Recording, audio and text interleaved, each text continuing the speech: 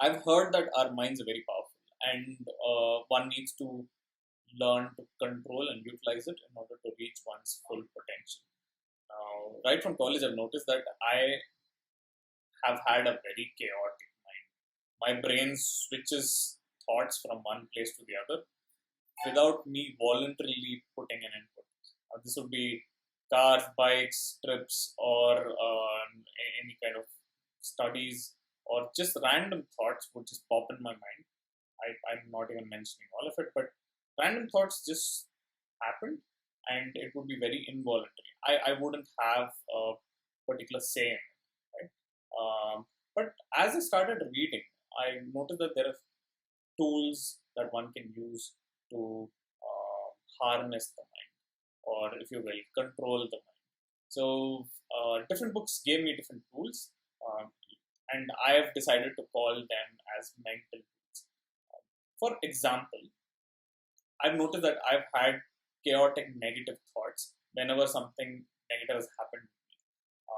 I would go into something would trigger a negative thought in me, and then I would start asking more and more negative questions to myself, where I end up going down a spiral.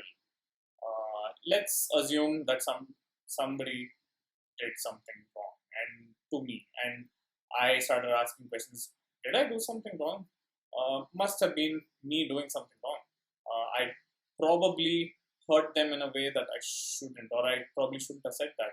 I always do this. I always, hurt people. I really don't know how to, you know, manage things. I'm probably not someone anyone should talk to. Whatever it is, what I what I want you to notice is that I start asking more and more negative questions or saying negative things to myself and go in this downward spiral.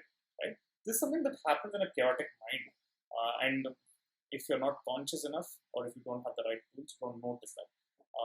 I call these mental tools, and when I got to know about this whole thing of a negative spiral, I decided like the moment I think of one or maybe two thoughts, I would shut myself off and get out of the negative thought.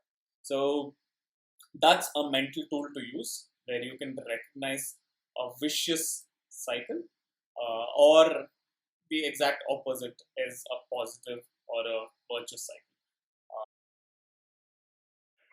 This is an experimental video. I thought I'll pick an idea from a certain book and put it out as a video. And if it works, then I'll start doing this. I'll pick ideas from different books and share it with you.